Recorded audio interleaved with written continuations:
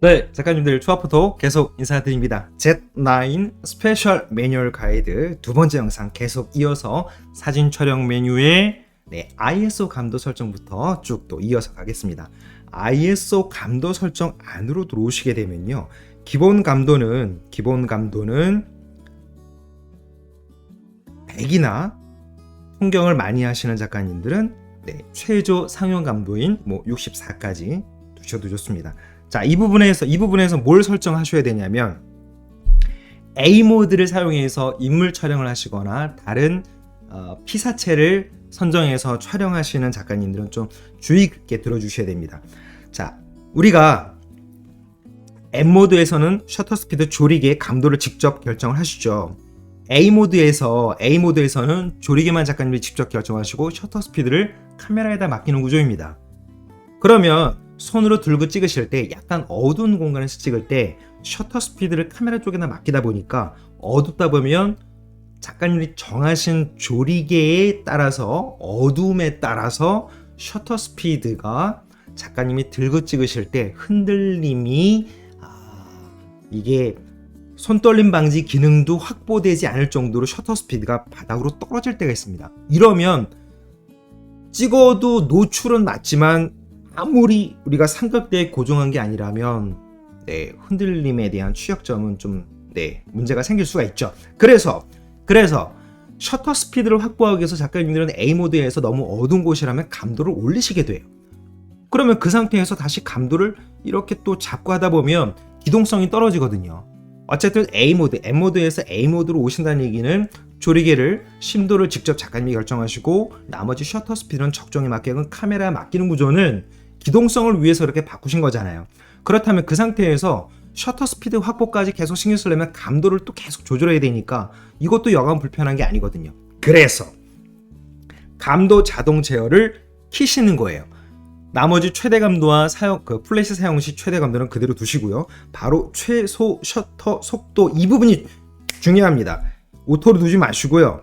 작가님들이 해당된 렌즈 광각인지 망원인지에 따라서 이 정도의 화각이라면 나는 한 250분의 1치 정도까지는 흔들리지 않게 자신있게 손을 들고 찍을 수 있는데 라고 만약에 결정이 되셨다면 250분의 1초로 맞춰 놓으시는 거예요.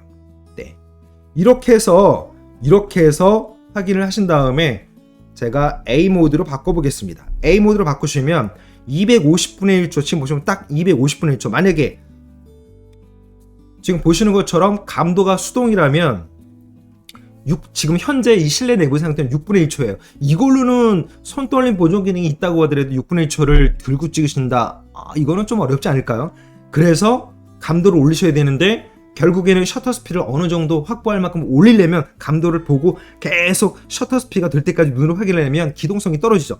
그래서 자동으로 너무 많이 튀지 않게 딱 거기까지만 올라갈 수 있게 이렇게 ISO 감도 오토를 자동으로 두시고 최소 셔터 속도까지 딱 묶어두시면 걱정 없이 편안하게 촬영하실 수가 있죠.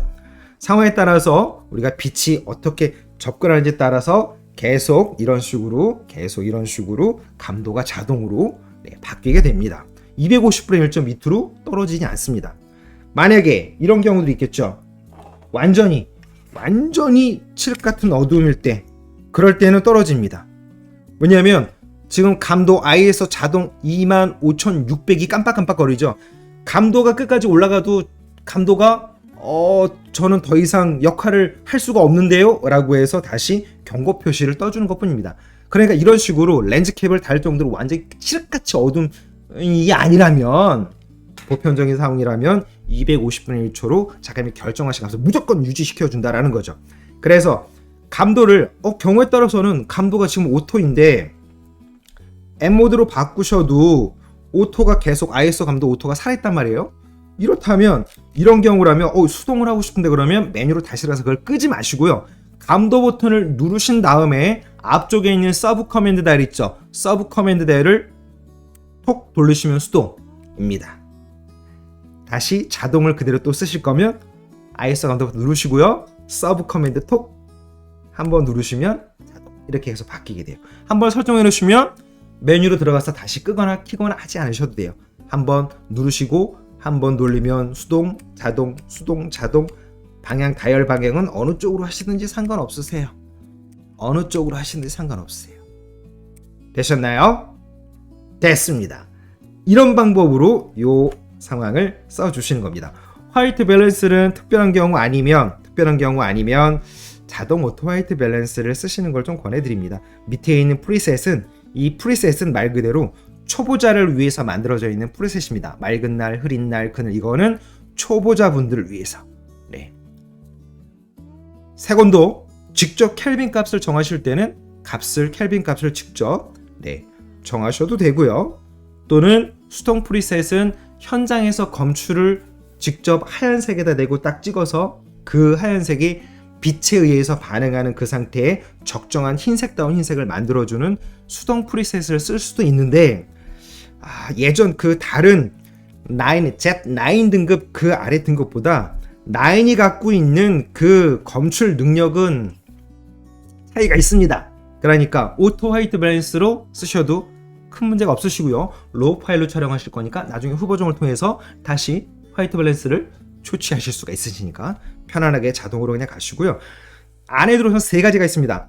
네, 여기가 오토 1번이 기본 표준이고요. 위에는 따뜻한 감소, 약간 조금 시원하게 인물 사진 찍을 때 너무 노랗다 그러면 요 오토 0번으로 하시면 너무 노란 기운을 조금 죽여줍니다. 인물 사진이 아니라 단풍이라든가 이런 가을철에 좀 붉은 일출이나 일몰 이럴 때는 따뜻한 조명 색감 유지 이 부분을 또 선택하시면 약간 붉은 기운에 도움이 되겠죠. 더 붉게 하고 싶으시다 그러면 켈빈 값을 정하지 않으셔도 되고요. 따뜻한 조명 색감 유지 안으로 들어오셔가지고 다시 이 컬러 패널에서 이쪽으로 따뜻한 쪽 쭉 가시면 붉은 일몰과 붉은 일출을 또 만드실 수가 있으세요. 그러니까 작가님들이 선호하시는 오토 화이트 밸런스에서 색깔을 자체를 보시고 왔다 갔다 하셔도 괜찮습니다. 보시는 B 블루, 오른쪽 A 앰버, 위 G 그린, 아래 마젠타. 그래서 B 블루, A 앰버, 블루 파란색, 앰버 호박색, 위에 G 그린, 녹색, 아래쪽에 마젠타, 선홍색. 좌우 가로 방향 색 온도고요. 위 아래가 색조입니다.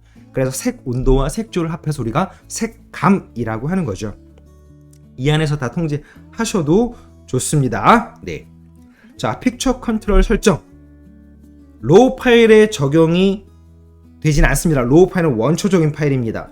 우리가 니콘 NX 스튜디오에서 불러갖고 올 때 로우 파일이지만 정해져 있는 뭐 표준이나 여러 가지 선명하게 또는 풍경 모드 이런 것들이 위에 스킨처럼 씌워서 보여주는 거지 로우 파일에 완전히 굳어져서 들어가는 건 아닙니다. 그러니까 나중에 로우 파일을 촬영하시면 이 픽처 컨트롤도 얼마든지 바꾸실 수 있으세요. 대신 JPG 파일은 이 색감이 그대로 그냥 박혀버립니다. 쨍한 거 좋아하시는 작가님들은 풍경 모드나 선명하게로 하시면 되고요. 모노크롬은 흑백으로 찍혀지죠. 하지만 데이터는 컬러로 담깁니다. 그거를 픽처 컨트롤이 흑백으로 보여주는 것 뿐입니다. 대신 JPG 파일은 정말 흑백으로 담깁니다. 그러니까 꼭 JPG로 하시는 작가님도 계시지만 권해드리는 거는 관용도 폭, 보정의 관용도 폭을 넓게 확보할 수 있도록 로우 파일로 하시면 이 픽처 컨트롤도 크게 관여되는 부분은 아니라고 말씀드리고 싶습니다. 픽처 컨트롤 관리는 직접 이 안에 들어와 있는 픽처 컨트롤을 갖다가 작가님들이 풍경 모드인데 나는 조금 더 선명한 게 좋다 그러면 선명 이런 것들을 명료도를 컨트라스트 이런 것들을 좀 더 끌어올려서 조치하시면 돼요. 대신 마찬가지 말씀드린 것처럼 로우 파일 원초적인 로우 파일은 이 값이 로우 파일에 먹히는 게 아니라 전용 프로그램을 불러왔을 때 이 조치 값이 그냥 화면상에 보이는 것 뿐이기 때문에 이 값은 얼마든지 다시 원점으로 돌리실 수가 있습니다. 대신 JPG 파일은 이 상태로 굳어집니다. 네, 그런 차이로 보시면 됩니다. 그래서 작가님들이 따로 만약에 설정을 하실 거면 따로 저장해서 개별적인 니콘 Z9에 있는 픽처 컨트롤을 2차적으로 조정해서 작가님들이 선호하는 픽처 컨트롤로 만들어서 또 쓰실 수는 있으세요. 대신 많이 권해드리고 싶은 부분은 아닙니다. 자, 색 공간은 sRGB가 아니라 어도비 RGB로 해주십시오. 뭐냐면 로우 파일은 색공간은 어도비 RGB도 sRGB도 아닙니다. 색공간이 정해져 있는 건 아니지만 어쨌든 로우 파일을 보정하신 다음에 작가님들은 다시 JPG로 마지막에는 변환을 하셔야 되죠. 인터넷에 올리시든 카페나 블로그나 SNS에 또 이런 데 올리실 때는 결국에는 JPG로 바꾸셔야 되거든요.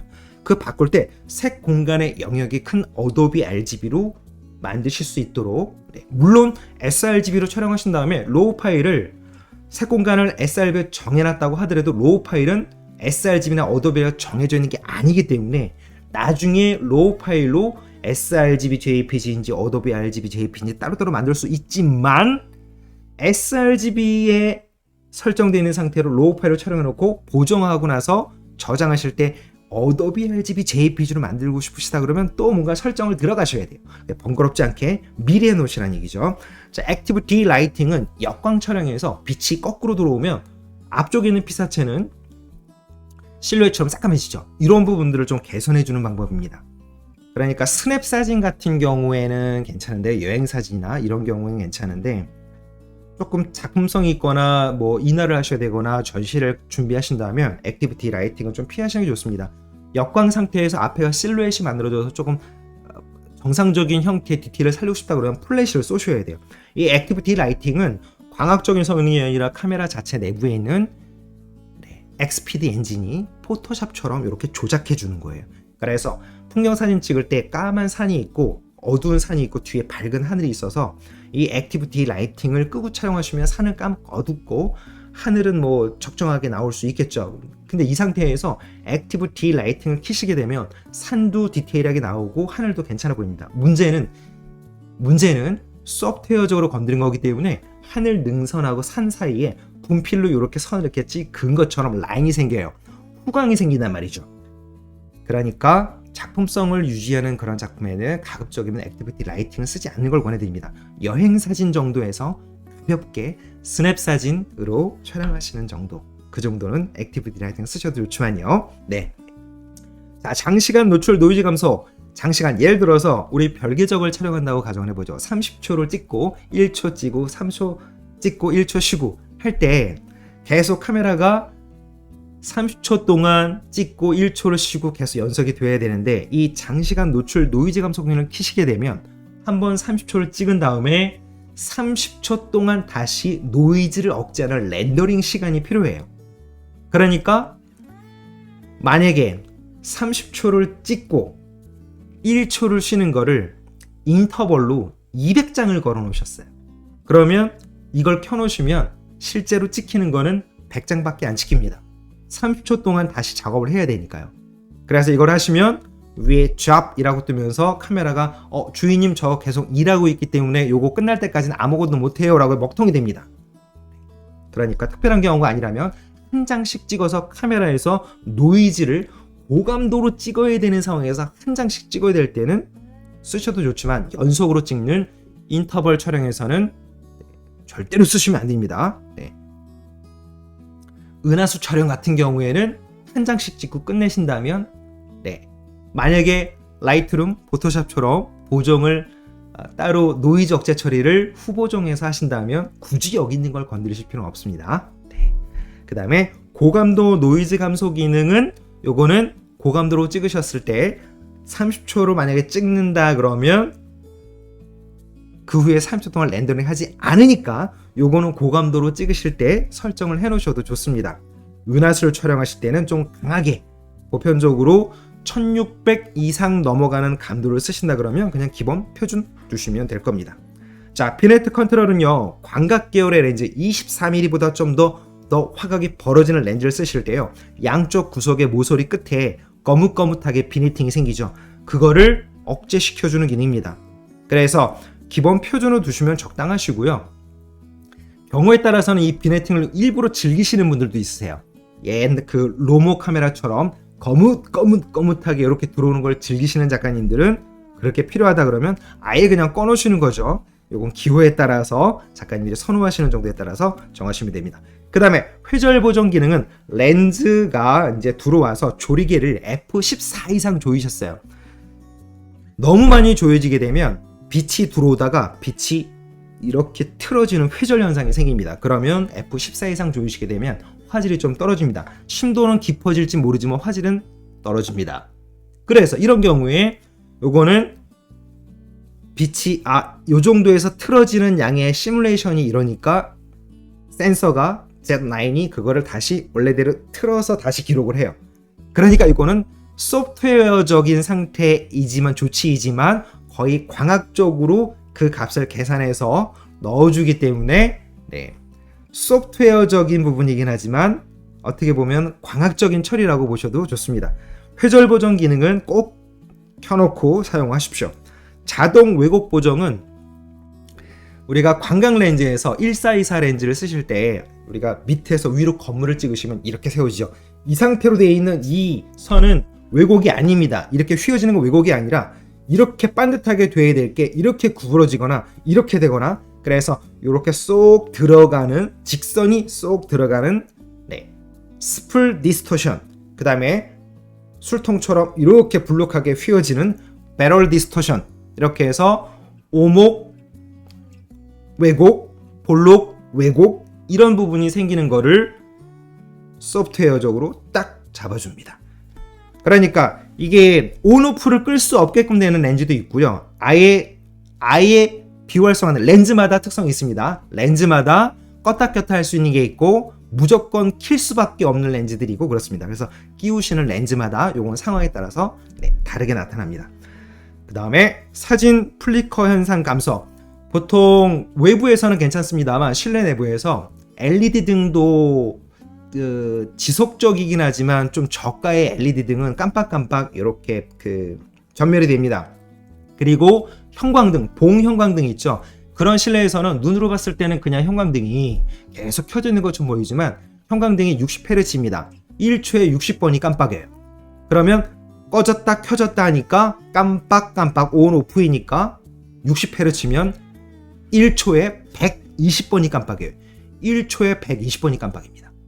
그래서 우리가 형광등 아래에서 60Hz에 갖고 있는 형광등 아래에서 실내에서 셔터 스피드가 125분의 1초 위로 올라가서 320분의 1초, 400분의 1초 이렇게 올라가면 딱 보셨을 때 주사선이 보여요. 이게 끊어지는 게요.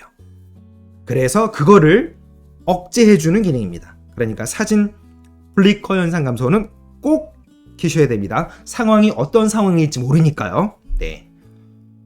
됐습니다. 이렇게 해서 사진 플리커 현상 감소까지 또 딱 정리하고 다시 세 번째로 넘어가겠습니다. 감사합니다.